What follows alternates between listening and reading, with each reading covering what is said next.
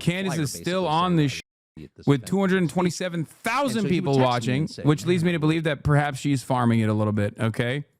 I'm going to keep it $150. Because I feel like if this was a big investigation, she would be leaking the text messages, no? She has 231,000 people watching, going over Tucker Carlson's commentary. She literally had 7 million people in the first day of her Charlie Kirk was assassinated by Israel conspiracy theory. This is it. This is what the conservatives are talking about. We can watch a million Shapiro videos. It's got no motion. Pressuring, threatening, intimidating Charlie to then flip in 1 second after he dies and say, pretend it never happened, like they were just great friends. That's weird to me. It's very weird to me. We wouldn't be here if they didn't do that. They could have said anything, by the way, like, Josh Hammer, I know how you were messaging him. Like, release the messages, buddy. Just release all of your threads with Charlie in the 48 hours leading up to his death, okay? Let people see it. They did it at first regarding me last year. They insisted, and I said, Charlie, I couldn't even come up for air. Why aren't they calling out Laura Loomer, who already released the messages and her discontent for Charlie Kirk? This is another thing that actually invites scrutiny from my perspective to the commentary that they're engaging in. Not a single one of these people is actually on Laura Loomer. Laura Loomer is a major advocate for Israel. She is a massive Islamophobe. So why the are they not talking about Laura Loomer that much?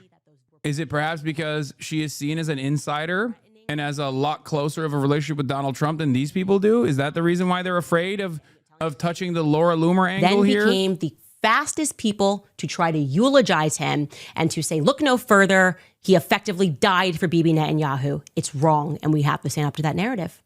Matt Gaetz jumped into the ring and basically just doubled down on what Tucker Carlson said. He tweeted this. I have personal knowledge. Now you're grasping at straws here. Nah, man. If I was in Candace Owens' shoes, okay, I would 100% tackle the narrative from the perspective of Laura Loomer. And the reason why I would call her out a lot more instead of like going after Bill A. Packman, I'll go after Laura Loomer a lot more. Why? Because she's crazy and she is willing to just openly say shit, okay? She has no self-restraint whatsoever. I really regret my last correspondence. And then I would have been like, okay, that was really authentic and real. Instead, they were like, we had a wonderful time. I just thought it wasn't, what? Oh, loved Charlie. Just loved him so much.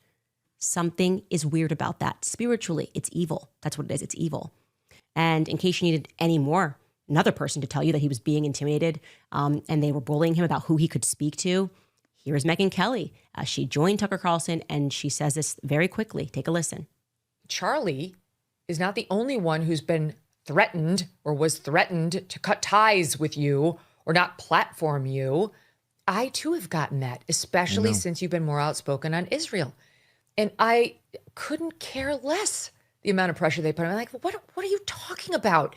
Yeah. This is madness. Why would you want to silence such a powerful, important voice just because you disagree with them on one subject, one on which we've all watched you sincerely evolve as you grapple with principles you've been espousing for years, like America First, like what's happening to Christians, like what's best for us and our kids here?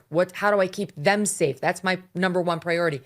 And I've been just absolutely disgusted and recoiled from people who have tried to pressure me on it. It, of course, never happened. But I know from speaking to Charlie, he felt it too. You've heard it from Charlie that he felt, and there is a layer here of nefarious pressure to have certain narratives go only one way. Yes. That must be called out and must be fought. Love that. Like, Megyn, that was amazing. Thank you. I think all of us right now are just feeling we have to speak. Okay. So if you know something about what was going on, if you have something, send it all to me because I'm organizing. Okay. I'm getting a lot of tips. By the way, many of you guys spoke about the individual who very quickly, I think 4 minutes after Charlie was shot, went and took the camera down and moved his chair and stood up and took the camera down literally 4 or 5 minutes after he was shot. I want to let you know, I was able to figure out who that person was because I recognized one of the individuals and I reached out to that individual and I said, I've known you for a long time and I would like to see the footage. I would like to see the footage, and I think the world would trust me. If there's nothing weird that happened on that day and there's about 4 or 5 cameras on that day, I'm not going to publish the footage, but I want to see it with my own 2 eyes so I can stand on this platform, so I can sit here on this platform and I can say to the world, no funny business happened. Truly, we can all go home. It was Tyler Robinson and he acted alone and there was nobody else there. And this kid just, I guess, after having a life where he didn't bother anybody, just woke up one day and chose violence and then decided to explain every layer of what he had done that day via text messages. I want to be able to look people in the eye honestly and say that. So I want to see all of his footage. So I am working to get to the bottom of it. Okay. I know there's a lot of conspiracy theories floating in about the security guard and people thinking he was making gestures. I know that security person. He's a good guy. It would shock me. I usually get a vibe about somebody. Not that guy. Not the guy that they say he's like rolling up. He tends to do that, roll up his sleeves. I don't buy that one. Okay. I don't buy that one. And, but here's the thing.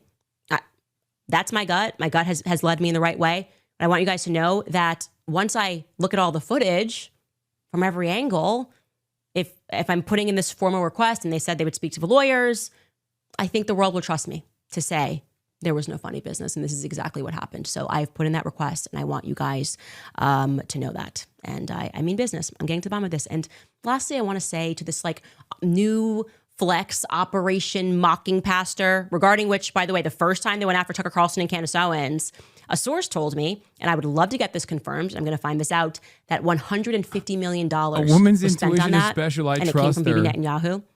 I would like to figure out if that's true. But anyways, obviously investigating this, and I'm not going to let it go, okay? You're not going to emotionally use some jujitsu, and I'm referring here to Roy or Rob McCoy, who says, I'm Charlie's pastor, and here's the truth, or whatever it is, to look the other way right now, okay? You're not going to tell me that I have to feel too bad to investigate who shot my friend in front of my face. So stop the nonsense. This is what Charlie's pastor passed around to all of the people that were intimidating Charlie leading up to his death. I'm not Mr. I'm noticing dog whistles here type person, but low key, like she hit the hard Jew on that jujitsu. Are lies. No, he didn't find his voice saying anything about Bibi Netanyahu. Candace investigating things? Yeah, that's got to stop. Here's what he wrote. Okay, what's his name? Rob McCoy. He wrote, Charlie Kirk was my friend and I was his pastor. I want to simply say this regarding Candace Owens. Charlie Kirk was a friend to Candace and never publicly spoke poorly of her, though he disagreed with her. He never operated nor entertained gossip or innuendo concerning Candace. My only comment I offer regarding Candace is this. I only wish at this tragic time of mourning, she would be the friend to Charlie Kirk that he was to her. He would never have treated Candace or her family in such a way had, God forbid, this tragedy been hers. A friend loves at all times, and he drops a biblical proverb. Now, let me say this, okay? I hope that Charlie would have been the sort of friend that I'm being, okay? He would have never, why? Why wouldn't Charlie Kirk have investigated if I had been killed and we were being so obviously lied to? I think you're wrong. I think you're wrong. I think Charlie was a real friend and he would not have dropped it. He would not have let it go, least of all because he was being emotionally manipulated by a guy who curiously kept his mouth shut when Bibi lied. You knew, if you were really his close friend and pastor, how he was feeling about Bibi Netanyahu. You knew, if you're his close friend and pastor, exactly the names of everybody who was intimidating him and how poorly they are misrepresenting the things that he believed. So why don't you focus on being more honest as a pastor and giving as much information as you can possibly provide so that we can continue this investigation? If you can't do this, I'm going to have to ask for your silence, okay? Be quiet. I mean that. Nobody is going to stop me from investigating what happened to Charlie Kirk, because it feels to me, okay, that this is a conspiracy, a federal level conspiracy, which means that there's going to be somebody else, so maybe somebody close to Charlie that could be involved in this, right? And when I am satisfied that there is no conspiracy, I will communicate that. But at the moment, no, I am feeling the exact opposite. I don't trust anybody. There's a lot more information that I wish I could share, but I'm going to tell you guys, it's going to get uglier. And these absolute demons are trying to justify saying you shouldn't investigate until the funeral, until the state funeral, until as I have heard, people are trying to buy their way. Okay. I've given this much money. I want to say some remarks about Charlie Kirk. Okay. Stop. Okay. Just stop. A real friend would investigate someone's murder, and they would not stop until they felt good about the resolution and the answers that they were given. And I'll let you know when that is, Pastor. Okay? All right. Before I get into some of your comments and see what you guys are thinking about all of this, I want to remind you about the Wellness Company, because you may have, Oh my maybe you God. didn't. Oh my gosh. He's farming that bro. This seems too good to be true, but I think Israel will be more because of this. Yes, bro. Yes. I've said this already. Lying is OP. That's number one. Lying is OP. Okay? Number two, conservatives especially, but liberals too, but certainly conservatives are way more malleable to misinformation and false narratives and like grand conspiracies than critical thinking. And that is precisely the reason why this is the possible worst thing. I can totally see unironic pro-Israel people like Deborah's and Barbara's that were pro-Israel until this very moment. People who tune into the Candace Owens broadcast and go, oh my God, I cannot believe that Israel did this 100%. I love Charlie Kirk and Israel killed my Charlie. I can totally see people developing resentment towards the state of Israel off of this, which is so crazy. I guess you got to take it whichever way you can, right? I don't know.